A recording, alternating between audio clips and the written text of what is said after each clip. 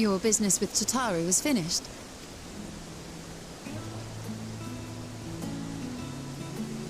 My, what a thoughtful surprise. Whatever would we do without her? Indeed. And she's right, you know. It hasn't been all doom and gloom. Feels like a lifetime ago that Master Louis Soir gathered us together to form the Circle of Knowing. Since then, we have experienced much. But rather than feeling wiser, the more I learn, the more I find my knowledge lacking. Forsooth. As a student, vainly did I believe that I held the secrets of creation in my grasp.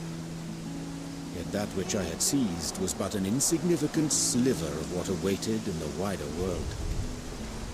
Every encounter, every experience hath served to open mine eyes, enlightening and humbling me in equal measure.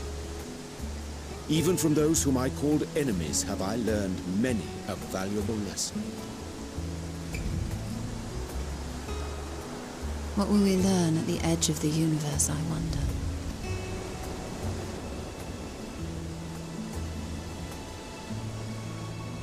Ultima Thule, where the bringer of the end makes her nest. I, for one, can't possibly imagine.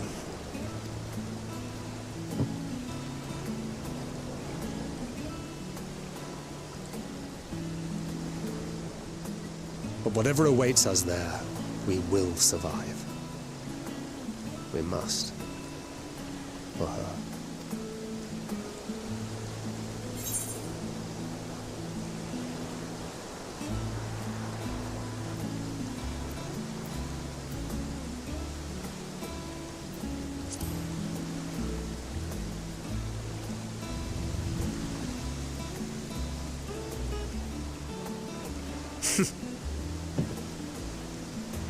Gods, it feels like only yesterday that we went on that mission to Dryboat. We've both changed much since then, have we not?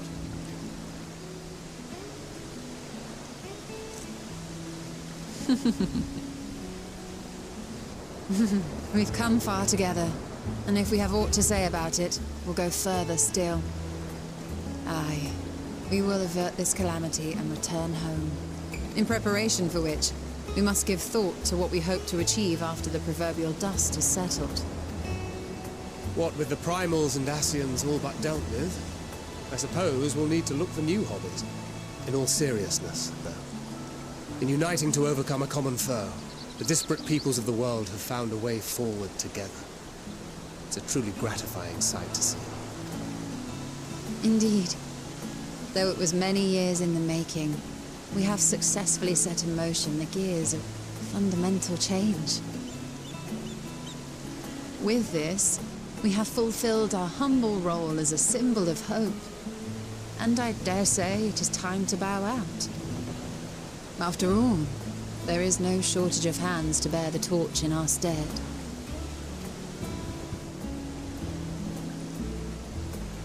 You know, I never really considered I might live long enough to see an after. But even if my time as a scion came to an end, I don't expect that much would change.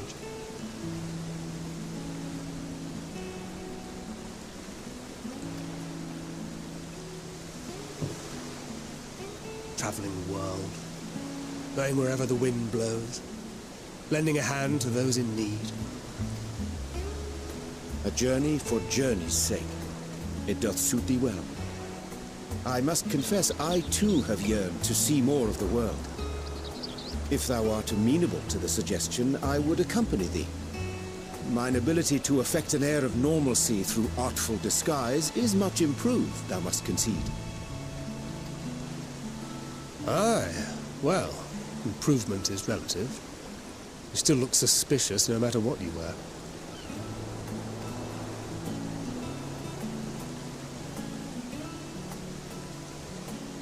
What of you, Ishtola? Any grand plans? Why, continue my quest for knowledge, naturally. To begin with, I wish to know the state of the reflections, to which end I must find a means to travel between worlds. 'Tis the least I must do if I am to keep my promise.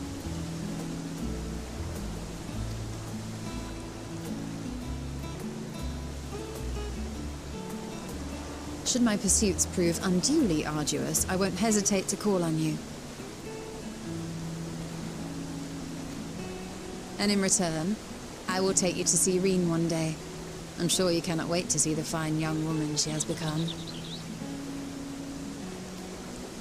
Spare me.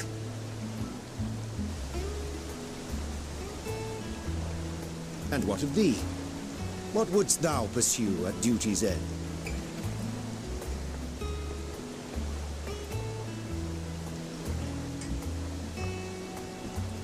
Here's yours. My apologies for the wait. Well, shall we make a toast?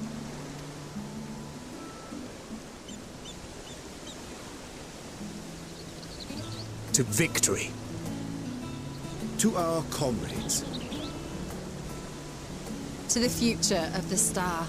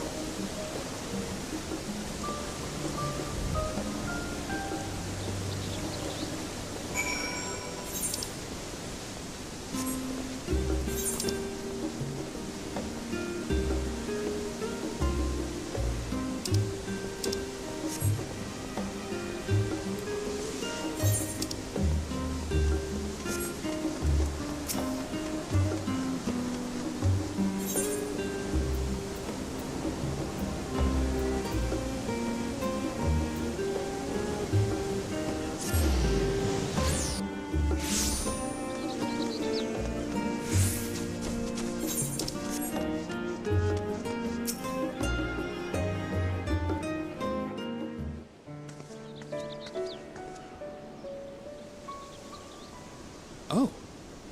What brings you here?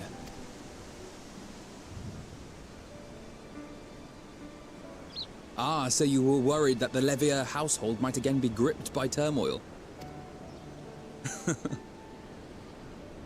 All is well, I assure you. In my letters home, I had made mention of Estinian, you see. My mother wished to meet the legend in person, and so we arranged to have a spot of tea together. Where were you in my hour of need? Fell beasts I can face. I'm not made for idle chit-chat with lords and ladies. Well, I for one thought you held your own. Mother was the picture of delight. I might have been delighted myself, were we in a tavern with more agreeable drink. The thought of fleeing crossed my mind, but what then? I'd never hear the end of it, least of all from Tataru. I'm sorry. 'Twas not my intent to cause you such distress. It's just... it was one of the things I didn't want to leave undone ere we set forth. That's not to say I think we won't be returning.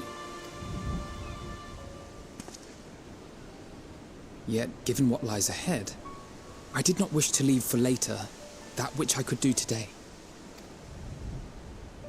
After all, tomorrow is never promised. It's fine. Not like I had better things to do. Besides, seeing you with your mother brought back fond memories of my own. Be we rich or poor, family is family. Well, it's past time we were on our way.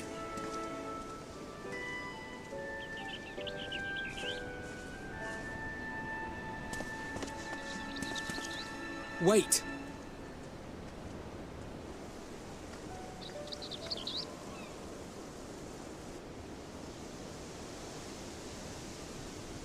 Since I left home, I've made a great many mistakes. Mistakes for which I can never make amends. But through it all, you didn't give up on me. To have returned here with you at my side, it means more to me than you know.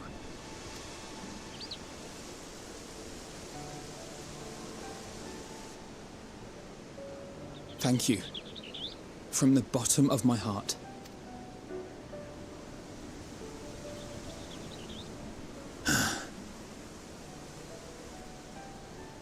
Forgive me, but it needed to be said. I'm the one who owes you thanks. Were it not for you, I would not be alive today, nor come to terms with Nidhogg's spirit. I am ever grateful.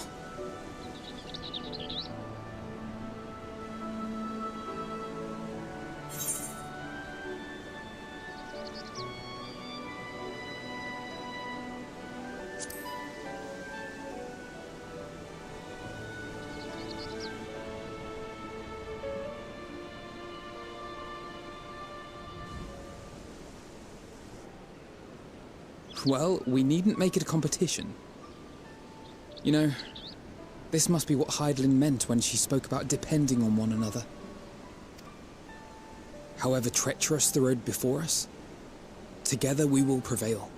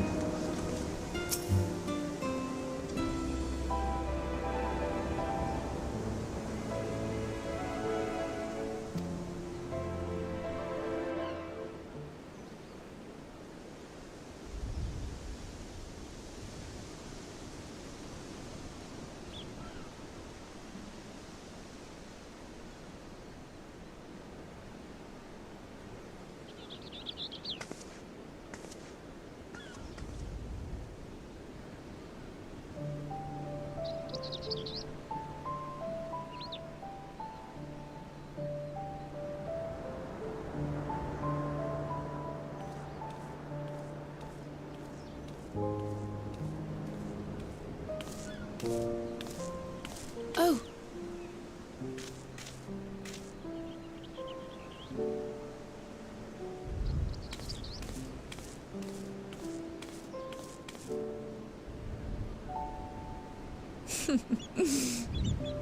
Knowing them, they're probably dreaming about the celestial adventures to come.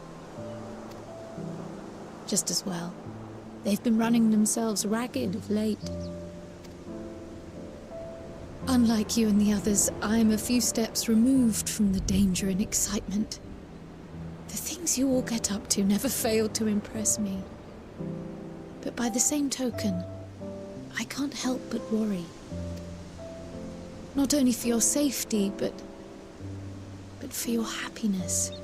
After everything you've sacrificed, you earned it 1,000 times over.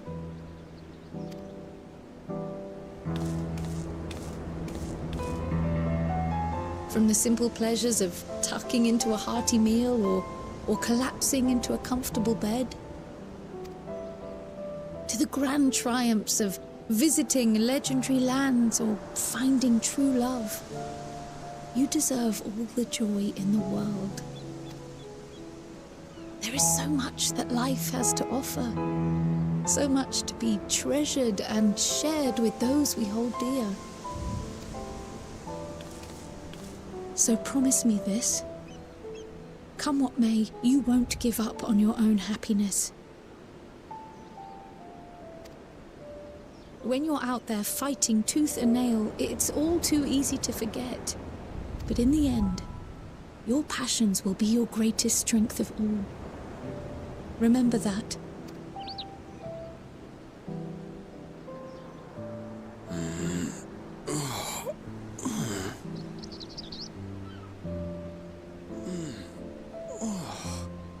This feels familiar. Well, 'tis good to be...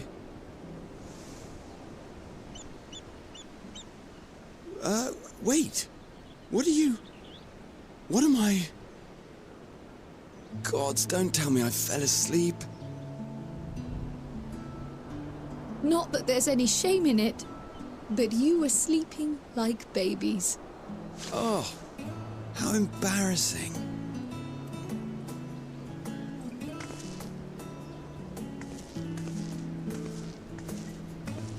Not a word to anyone. Understood? Not one word.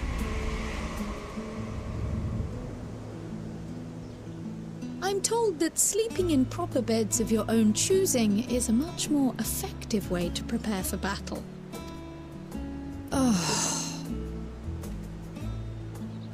So, what were the two of you doing here? I had a few books to return to the library. Thought I'd take care of it while I could. And you?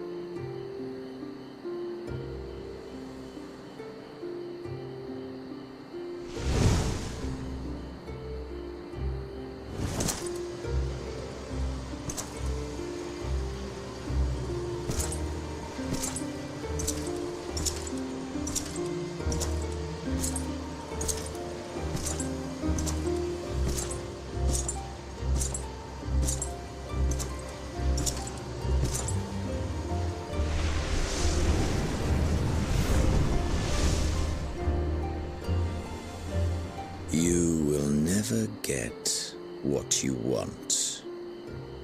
Not even the battle you pine for so dearly.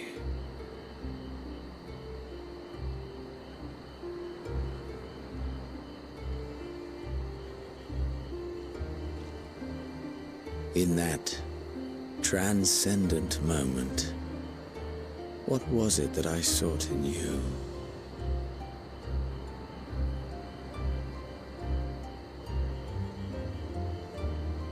And what was it that you sought in me?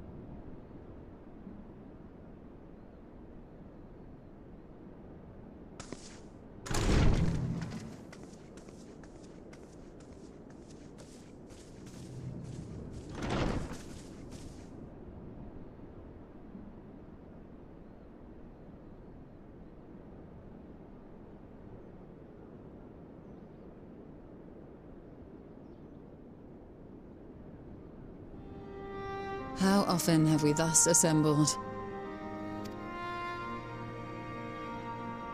To combine our knowledge and seek solutions to the problems before us.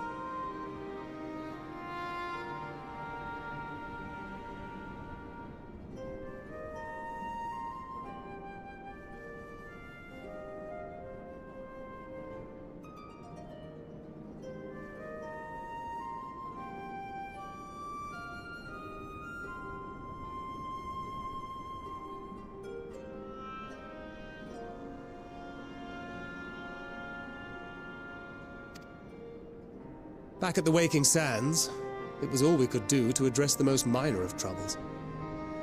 Who could have realized what we'd find when we began to look to the sources of the realm's woes?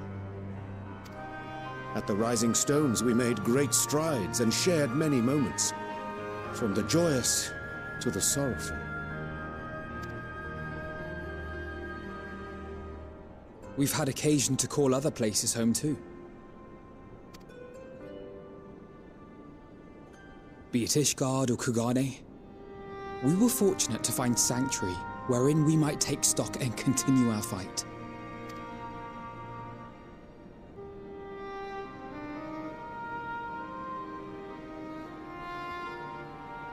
I was honored to host this company in the Crystarium, to stand with you all as we confronted the truth of the star itself. And now from this place, we go to fight the most important battle of all.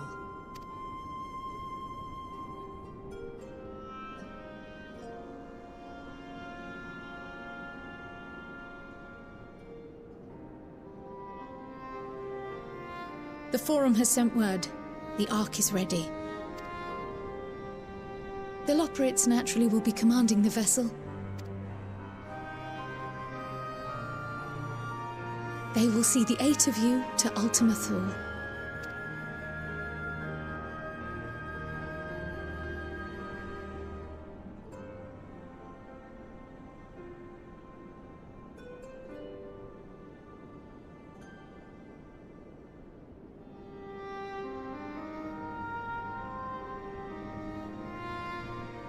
Upon arriving, your objective is to find and vanquish Meteon. As a final formality, the Forum bade me ascertain your resolve. So, are you certain you wish to do this?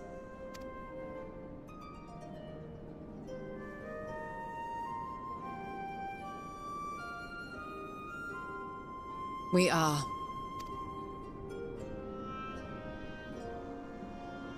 Then, ere you report to Thalmasane, I leave you with these words.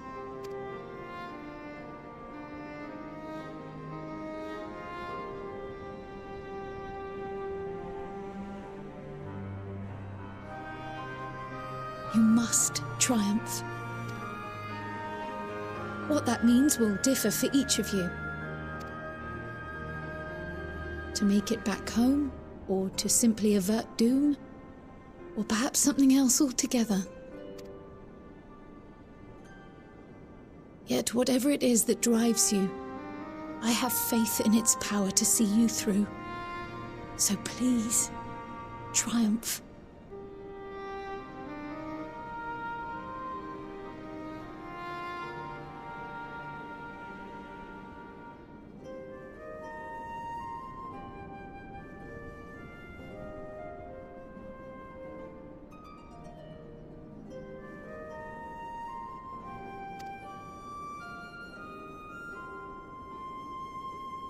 Triumph, as we who remain behind believe you will.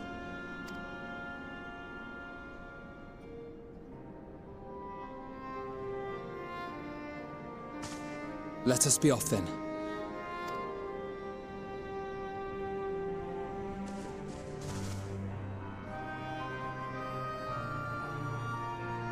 Wait!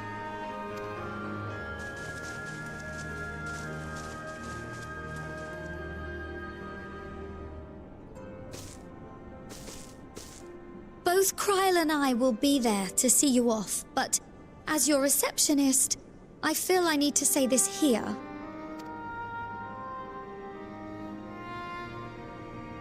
Safe journey, all of you, and be safe.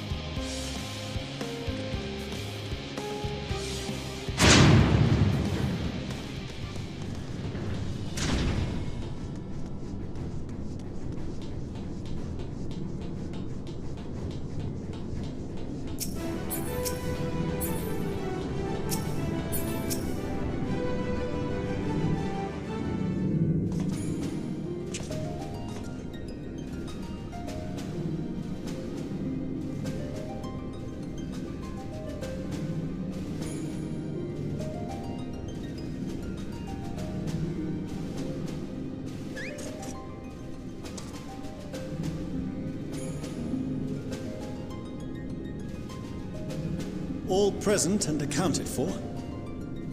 Good. As you will have heard, the Ark is ready. All that remains is to board and be on your way. I've seen my fair share of tight schedules, but this was bloody murder. But we did it. We finished the ship. It's safe, fit for purpose, and looks good to boot. Aye, it's a Garland through and through.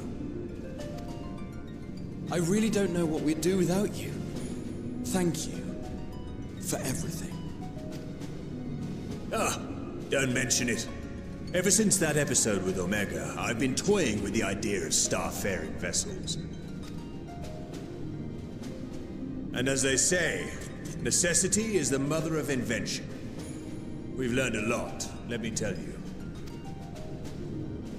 In case you're wondering about payment, the ongoing existence of the world ought to do. But feel free to throw in a colorful recounting of your journey on your return. So, have you thought of a name? A name? Wasn't everyone just calling it Father's teeny tiny toy boat? Well, seeing as its purpose has changed, I thought a more eloquent name was in order. I suggested as much to Fortuneau, who seemed quite amenable to the idea.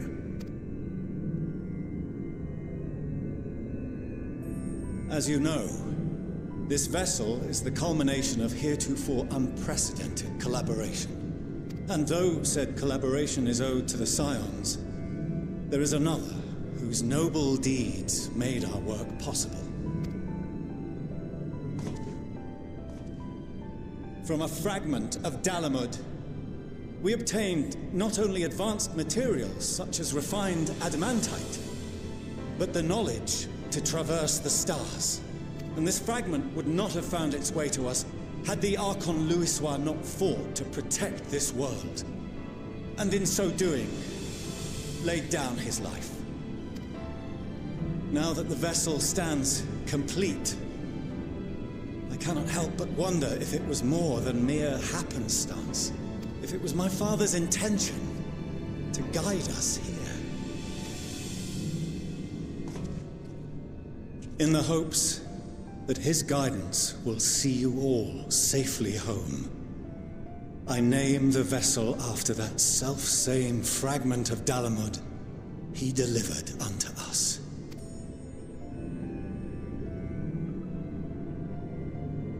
The starship Ragnarok.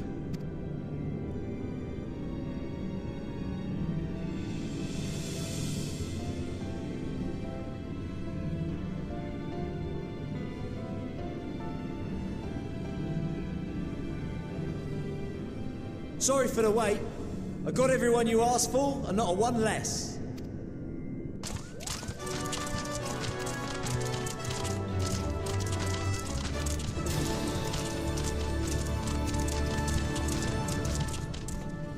What are you all doing here? Oh, I invited them.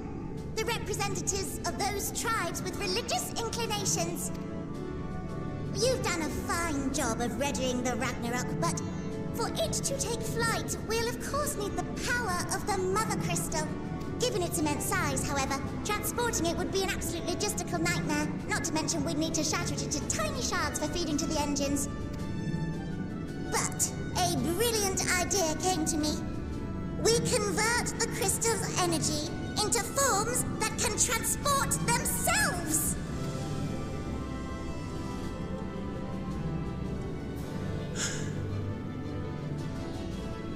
Thou wouldst employ summoning, or should I say its precursor, creation magics. Care to explain for our benefit? As you may have witnessed at Bestways Burrow, the Loperids are capable of creation magics, which they use to shape the moon's environment. Yet simple though they make it seem, 'tis a highly advanced and exacting art. To perform it correctly requireth that the wielder holdeth the object in his mind's eye in clearest detail. hence the ancients' meticulous management of concepts. Drawing upon this art, the Ascians conceived of summoning as we know it, a derivative that replaceth the complexity of concepts with the simplicity of zealotry to make manifest a creation. I see. By combining the Loporrit's magics and the tribe's faith, we convert the Mother Crystal into primals of purer form and greater obedience. Summoning as it was intended, one might say.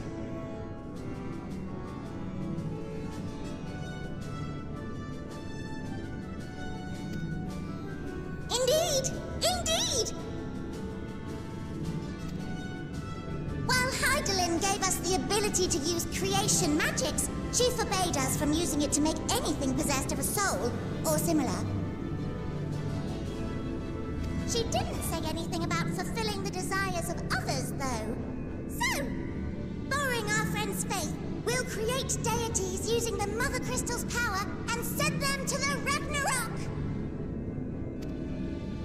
Am I the only one here concerned about the risk of being turned into a tempered minion? Oh, right, I was getting to that. From what I've read in Sharlayan tomes, it appears the Ascians incorporated an additional nasty element into their summoning method. The fervent desire to assimilate others into one's belief. Beings thus created are instilled with the self-same desire and use their powers to enthrall people, starting with the summoner. In contrast, our creation magics, the original and the best, except no substitutes, don't incorporate any of that rubbish, so there's no risk of tempering. I mean, if the being was on the scale of Zodiac, you might feel a little tug, but I think we'll be safe enough. Truth be told, I do not understand the intricacies of this plan. But none of us would ever turn our backs on you. When the avatars of our faith ran amok, you intervened without decrying we who birthed them. Where others vilified and suppressed us, you offered understanding and friendship.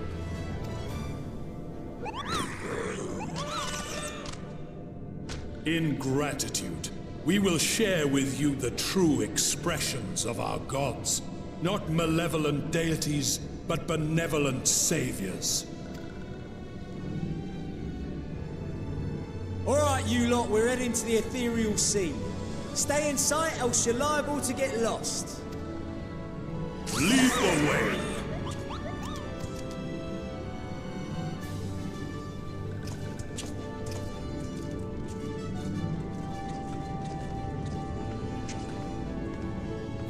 May we have a moment? In anticipation of the day man might journey to the stars, we developed these.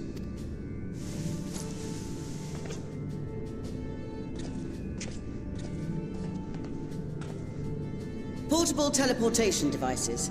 One for each of you, designed to work in tandem. Press the button on one, and in a matter of moments, all 8 will activate and send their owners back to the Ragnarok. There is no telling what hazards you may encounter. If you find yourself separated or lost, please do not hesitate to use them. Be safe, all of you, and come back.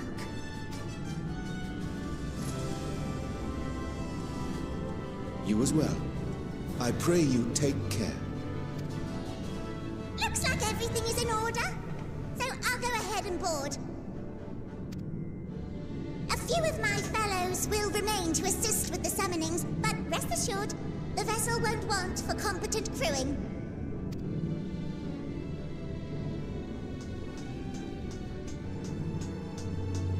If you are ready, then you should board as well. Go, and Godspeed.